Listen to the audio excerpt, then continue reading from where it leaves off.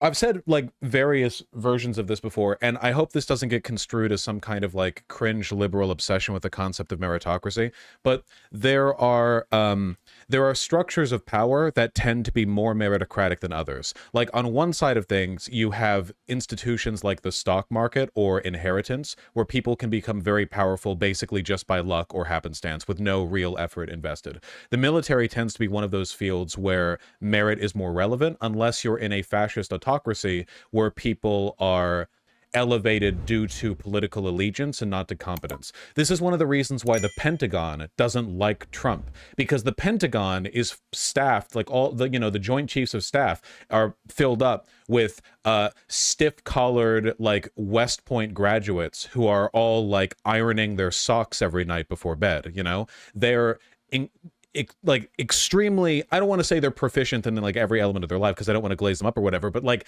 that is the line they run with, you know what I mean? That's the way they engage with reality, not the way like a fascist would, where it's more about sort of partisan allegiance, It's the concept, yeah. The fact that the Pentagon doesn't like Trump is a huge boon to us, and this could kind of cement that in further.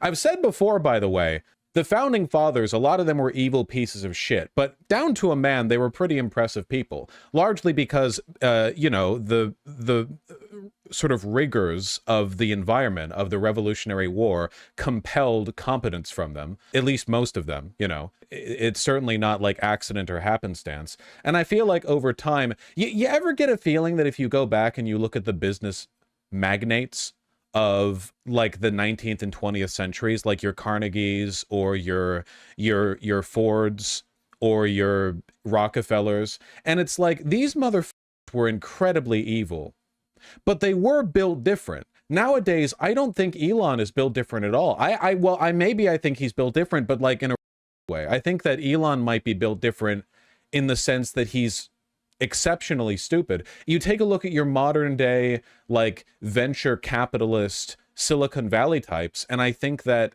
they're built different, like badly, Again, I'm not saying that things used to be better or whatever. I'm just saying that I think there is a meaningful distinction between systems that do tend to incentivize meritocracy and systems that do not. And I think that as time has gone on, at least in the financial world, things have gotten less meritocratic. And I think that the military is, in some respects, kind of a holdover from that era, at least for now. Not necessarily. There are militaries all over the world where this is not the case. The IDF, for example, demonstrating profound incompetence and inefficiency, even when dealing with people that are, I don't know, 17 levels below them on the tech tree. The Russian army, likewise, because they're all political appointees, They're all people who were, who sucked Putin's dick the best. That kind of thing. Hopefully that doesn't happen here in America. At least, not until after I die. Our military didn't seem very competent during Iraq and Afghanistan. Well, that wasn't really the fault necessarily of the military. That was like politically we had no strategy for being there, I mean, if you want to take a look at military competence, go look at the Operation Room video on the Operation Desert Storm, sorry. And you can see what military competence looks like. We didn't have any goals in Afghanistan or Iraq after we invaded. I mean, the invasions were over instantly,